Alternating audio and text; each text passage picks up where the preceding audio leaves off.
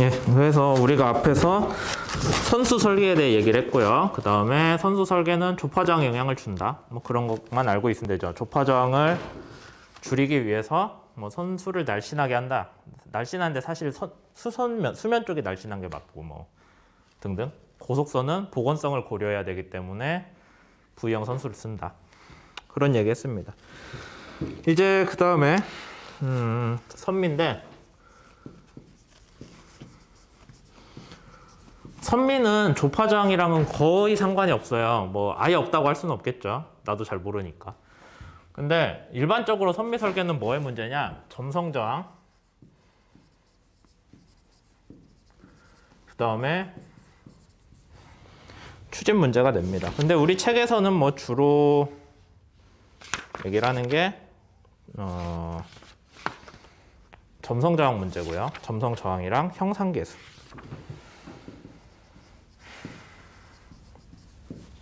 아까 우리 수업 초반에 얘기했던 거네. 그렇게 되는 거죠. 우선 그림 5.2부터 설명을 해봅시다. 이미 앞에서 그 선수나 뭐 LCB 위치, CB 그런 것들 우리가 저번 시간인가 얘기 많이 했는데 사람들이 지금까지 배를 많이 설계를 해왔기 때문에 뭐 대충 이런 식으로 설계하면 좋은 배다라는 거에 대한 감은 있어요. 그래서 책에 보면은 프로듀스가 증가함에 따라서 이번에는 EA라고 되어 있죠. 선미의 도입이 아니지. 걔는 결속계수죠. 결속계수. 그래서 결속계수가 크면은 저번 시간에 똑같아요. 결속계수가 크면은 선미가 뚱뚱한 게 아니라 날씬하다 라고 한다고 계속 얘기하고 있어요. 이거 헷갈리기 되게 쉬워서 자주 얘기하는 겁니다. 그러면 한번 봅시다. 선미 결속계수가 1에 가까운 뭐야 이거 왜 그렇지? 선미 결속계수가 큰 배면은 날씬한 배예요. 맞나?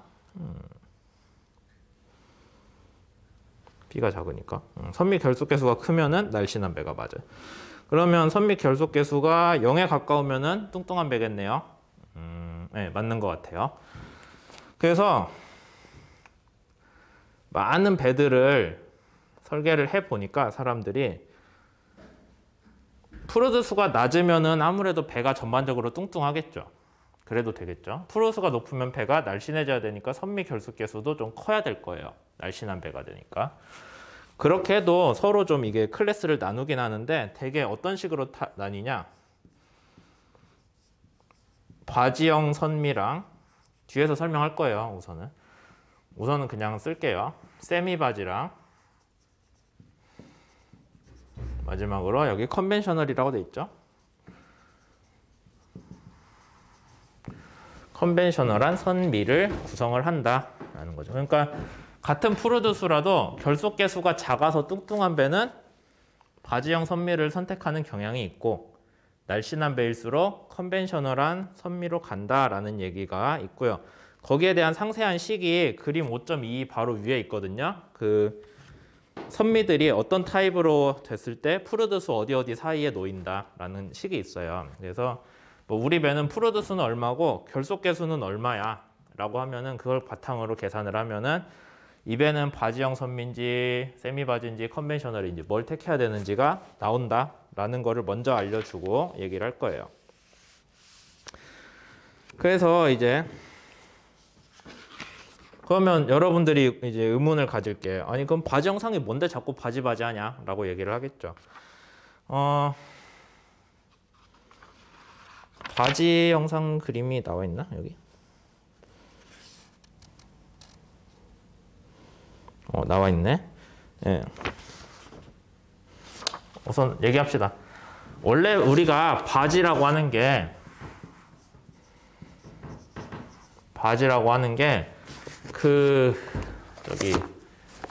작업선으로 생긴 그런 배거든요. 그러니까 실제로 어디 바다 막 운항을 하는 배가 아니라 그냥 이렇게 물에 둥둥 떠 있어서 뭐 플랫폼으로 쓰고 하는 걸 우리가 바지선이라고 많이 불러요.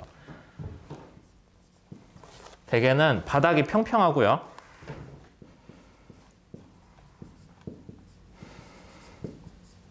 바닥 평평하고 흘수 낮고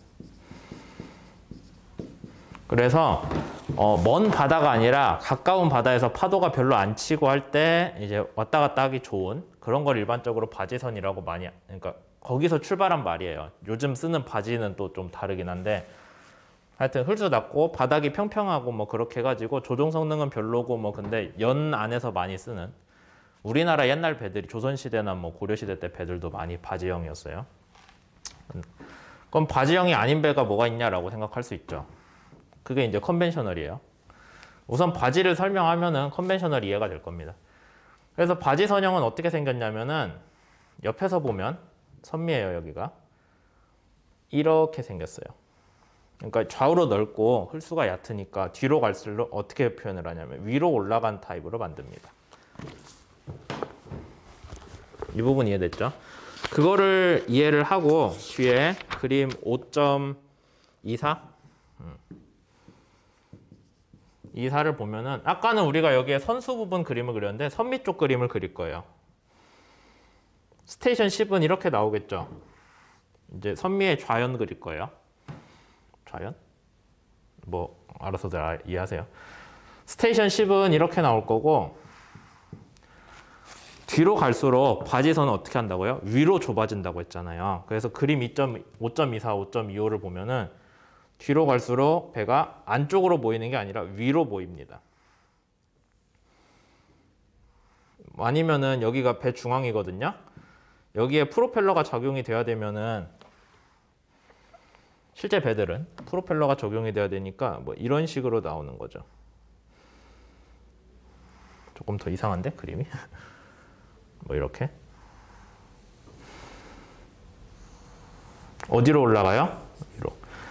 우리가 앞에 선수에서 했을 때는 위로 올라가는 타입은 없었죠. V형 아니면 U형이라 V는 좀 사선으로 올라가고 U형은 안으로 보이잖아요. 근데 바지형 선미는 그냥 위로 모여요. 선미 쪽이. 그래서 위로 이렇게 올라가는 타입이 바지형 선미다라고 되어 있죠. 근데 이렇게 돼 있고 그 다음에 바지형 말고 그러면 다른 타입 뭐가 있겠어요? 책에서 좀 이걸 섞어서 쓰긴 했는데 그냥 U 타입을 여러분들이 재래형이라고 보면 됩니다. 재래형이 컨벤셔널이에요. 여기 안 썼는데.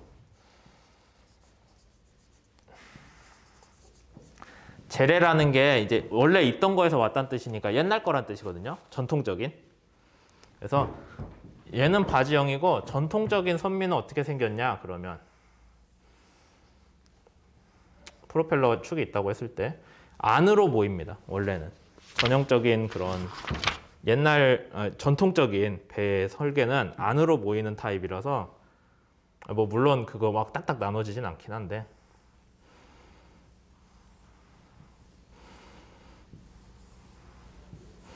뭐 보면 이런 식으로 나와요. 아까 우리가 앞에서 섬수에서 얘기했던 U타입이랑 같죠. 그 다음에 바지는 위로 올라간다. 근데 앞에서 우리가 그 저속선, 고속선에 대해 얘기했을 때랑 좀 다르게 U타입 선미는 재래형 선미는 날씬한 고속선에서 더 많이 써요. 아까 U타입은 선수에서는 저속선에 쓴댔잖아요. 근데 여기선 그게 아니라 고속에서 많이 쓰이고요. 바지형 타입은 저속에서 많이 쓰입니다. 뭐 그런 특징들이 있어요. 네. 그렇기는 한데 이제 이게 근데 또 막 엄청 딱 정해가지고 뭐 고속선 컨테이너선이면 반드시 재래형을 써야지 그것도 아니에요. 사실 우리가 너무 극단적인 거 안 좋잖아요. 극단적으로 갈 거면 세미 바지 같은 말이 왜 있겠어? 적당히 섞어서 가거든요, 실제로는. 그래서 이미 컨테이너선에 대해서는 상부를 넓혀가지고 보건성을 확보하는 설계가 되어 있으니까 거기에다가 U타입 선미를 조합을 하는 거지. 막 그냥 덮어놓고 우리는 반드시 U타입 선미를 해야 돼. 뭐 U타입부터 시작해. 그건 아니에요. 그래서 책에서도 막 칼같이 나눠서 얘기를 못하고 있는 게 실제 배들이 딱 잘라서 그렇게 하진 않거든요. 적당히 섞는데 어떤 경향이 좀 더 강하냐의 문제가 되는 거죠. 뭐 그래서 이게 좀 말이 복잡합니다. 책에서도. 그래도 기본적으로 U타입 선미하고 바지형 선미가 뭔지는 알면 되겠죠. 그래서 그것 때문에 잠깐 얘기를 했고요. 그거 말고는 뭐 쭉 가면 되는데 그 외에도 뭐 이제 V형 선미 같은 거 얘기가 나오기는 하는데 그거는 여기 전체가 움직이는 게 아니라 이제 이쪽 부분에 대해서 한정해 가지고 U랑 V형 타입을 얘기하는 거예요. 전체적이 아니라 이 프로펠러 축이 나와 있는 데가 U자 모양으로, 우리 선수에서 얘기한 거랑 똑같아요. U자 모양으로 좁아지냐 V자 모양으로 좁아지냐 하는 것들이 있는데 얘가 왜 중요하냐면 이제 우리 나중에 프로펠러를 배울 건데 프로펠러에 들어오는 유동 속도가 저번 시간에 얘기했네. 프로펠러에 들어오는 유동 속도가 있다고 하면 걔는 원래 배가 가는 속도보다 우리 수업에서 그냥 W라고 쓸 거예요. 그냥 W만큼 느려져요. 느려지는 비율이에요. 그래서 뭐 프로펠러에 들어오는 유동 속도가 배가 가는 속도의 30%만큼 느려졌다라고 하면 느려진 비율을 여기다 쓰는 거죠. 그럼 얘는 70%일 거 아니야. 그렇죠? 그래서 선미 설계에서 중요한 거는 사실 뭐 바지형이다 뭐 재래형이다 그런 것도 있긴 한데 그거를 좀 근본적으로 왜 우리가 그렇게 어렵게 가고 있냐라고 하면은 크게 두 가지 원인 중에 하나는 프로펠러에 들어오는 유동 속도를 확보를 하려는 거예요. 프로펠러에 들어오는 유동 속도가 느려지면은 뭐 썩 좋진 않거든요. 그렇게 할 거면 아예 프로펠러 앞을 막고 시작을 했겠지, 설계를 할 때. 근데 그러진 않잖아요. 그래서 이제 나중에 선미 쪽에 프로펠러를 우리가 장착을 해가지고 그 성능을 해석하게 될 텐데 프로펠러에 들어오는 유동이 안 느려지게 그러려면 프로펠러 앞을 막는 게 없어야겠죠. 앞에 막는 게 뭐예요? 프로펠러에 들어오는 유동의 앞을 막고 있는 게 선체잖아요. 그래서 선체가 프로펠러를 최대한 안 맞게 해주는 게 프로펠러 입장에서는 좋기 때문에 적절한 선미 형상을 택해가지고 서로의 상호작용을 줄여주는 게 중요하죠. 뭐 그런 게 있고 그 다음에 프로펠러랑 선체랑 또 너무 가까우면은 저번 시간에 얘기했던 것 같은데 들어오는 유속이 느려지는 문제도 있는데 프로펠러 앞에 마이너스 압력이 걸려요. 뒤는 플러스가 걸리고 그래야 앞뒤 압력 차이 때문에 프로펠러가 추력을 받아서 배를 밀거든요. 그거 이제 추진 쪽에서 얘기할 거예요. 그런데 여기에 마이너스 압력이 너무 강하게 걸리면 아니면 압력이 걸렸는데 프로펠러랑 선체가 너무 가까우면 선체 입장에서는 자기 뒤에 마이너스 압력이 추가로 걸렸잖아요. 원래는 프로펠러 없으면은 안 생겼을 압력인데 하필이면 내가 추진기로 프로펠러를 선택을 했기 때문에 내 뒤에 추가적으로 마이너스 압력이 생겨서 내가 저항이 커지는 것 같아 라고 불평을 할 수 있겠죠. 그래서 원래는 내가 저항이랑 프로펠러 뭐 다른 시스템에 그러니까 꼭 프로펠러가 아니더라도 뭐 내가 돛을 달았다거나 뭐 아니면 밖에서 누가 끌어준다거나 했을 때 야 나 원래는 내가 저항 이만큼인데 추력이랑 둘이 같기만 하면 되는데 그러면 일정한 속도로 갈 수 있는데 하필이면 프로펠러를 해가지고 하필이면 저기 내 꽁무니에서 작동하는 프로펠러라는 걸 들고 와가지고 내가 실제로는 추력이 더 필요하게 생겼어. 이렇게 얘기를 하는 거죠. 근데 옛날 사람들이 그렇게 생각을 좀 거꾸로 해가지고 저항은 그대로인데 추력이 줄어드는 거 아닌가? 배 뒤에서? 그렇게 잘못 생각을 해가지고 저항은 그대로인데 배 뒤에서 프로펠러가 작동하면 추력이 몇 % 줄어드는 거 아닌가? 라고 해가지고 들고 온 게 추력 감소비고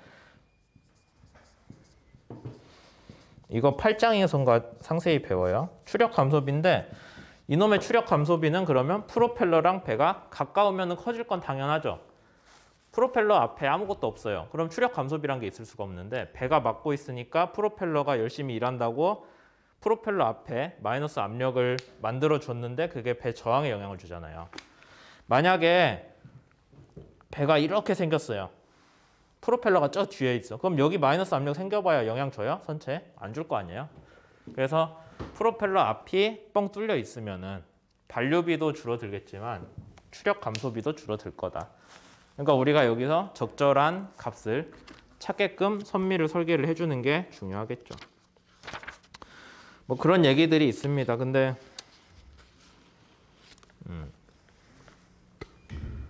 좀 개략적으로 설명을 하긴 했는데 사실 여기 나오는 게 막 정확히 어떤 값은 어떻고 그렇지는 않아요. 왜냐하면 선박 설계라는 게 케이스마다 다르기 때문에 책에서 막 반드시 어떤 식대로 가야 된다 그러지는 않아요. 그냥 이렇게도 생각하고 저렇게도 생각하고 거기에 대한 설명을 해주는데 책에서. 근데 여러분들이 그냥 상식적으로 생각을 해봤을 때 아니면은 뭐 2, 3학년 때 배운 유체역학 기반으로 생각을 했을 때 말이 된다라고 하면은 그냥 이해하고 넘어가는 거죠. 그래서 추진 관점에서 설명을 했고요. 책에 보면은 그거 추력 감소비에 대한 아마 경향은 책에 없을 텐데 있나? 있네. 요거 얘기했잖아요. 그러니까 거기에 대한 결과적으로 통계적으로 나온 게 그림 5-28하고요. 그림 5-29가 됩니다.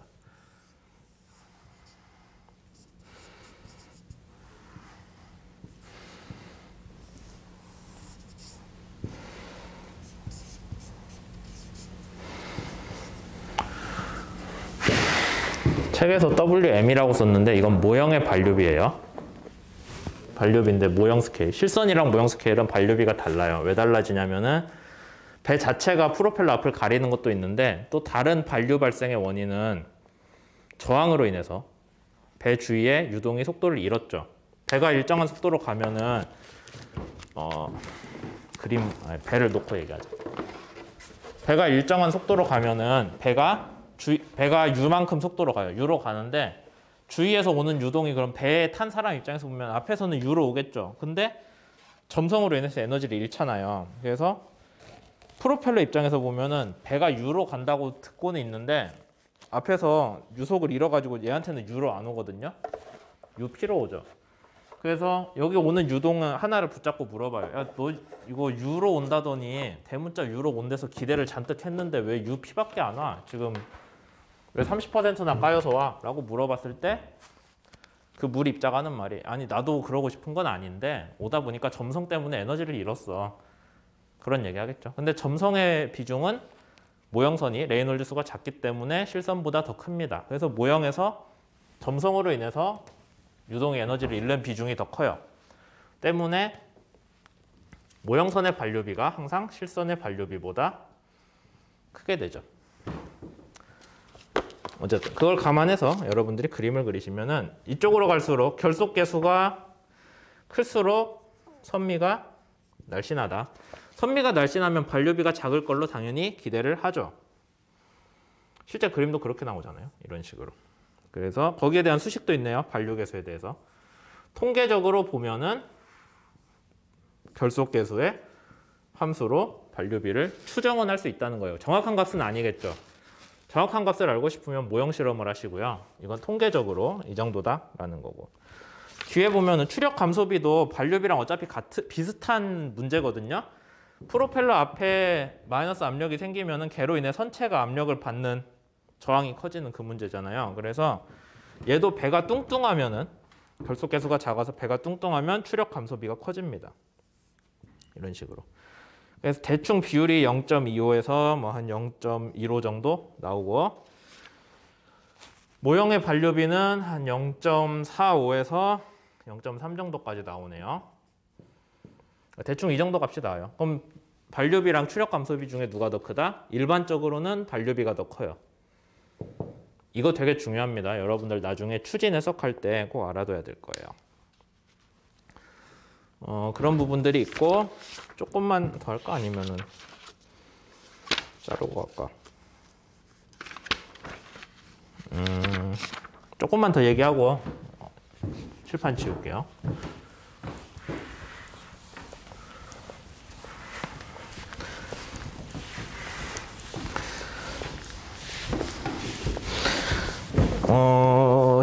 지금 추진기와 추진기와 선체의 상호작용 관점에서 프로펠러와 선체의 상호작용 관점에서 선미 설계를 설명을 했어요. 뭐 기본적인 내용은 그런 거죠. 유동이 잘 흐르게 해야 되고 그 다음에 뭐 바지형 선미네 아니면은 재래형 선미네 그런 게 있고 프로펠러 앞에 가리는 게 적으면 좋겠다 그런 얘기했네요.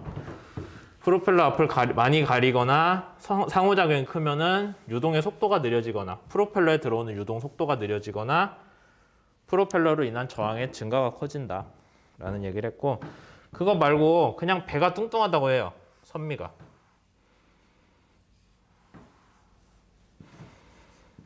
뚱뚱한 배가 있고 선미가 날씬한 배가 있어요.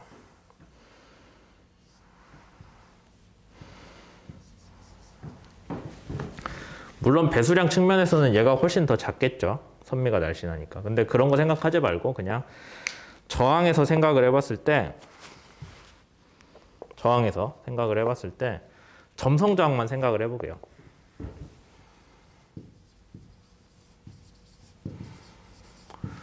우리가 점성 저항은 마찰 저항 더하기 점성 압력 저항이라고 했죠. 근데 마찰 저항은 어차피 표면의 면적에 비례하는 거니까 뭐 거기에 대해서 우리가 크다 작다 얘기할 필요는 지금은 없어요. 그건 설계 가지고 어떻게 못 하잖아요. 설계한다고 마찰이 주는 게 아니잖아.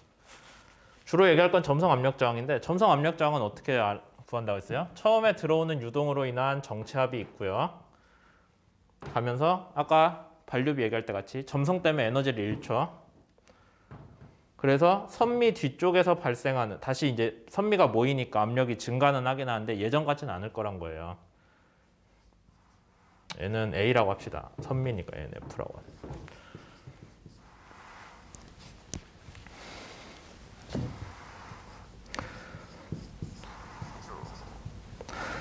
이쪽 정체점에서 생긴 압력이 뒤쪽 정체점에서 생긴 압력보다 한참 크겠죠. 점성으로 인해서 에너지를 많이 잃었으니까. 이해되죠?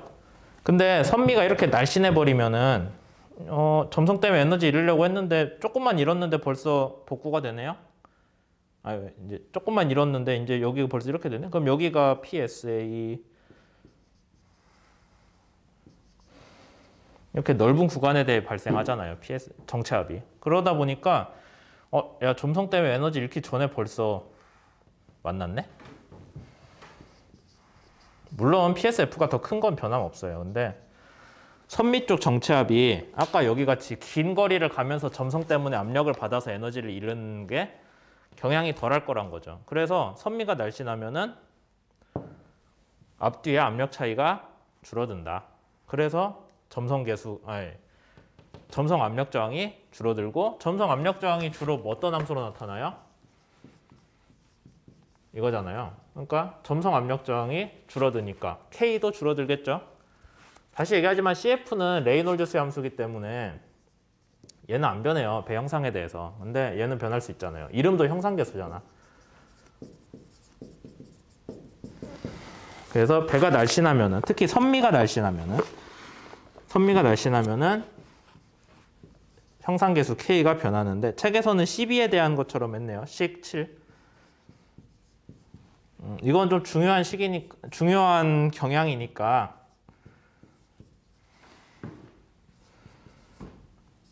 적겠습니다. 12가 0.7보다 작으면요. K는 한 0.1에서 0.25 사이가 나와요. 정확하진 않죠. 이거 모형 실험으로 알아야 되는 거지. 뭐 우리가 그냥 대충 이거 보고 찍는 거 아니에요. 아마 실제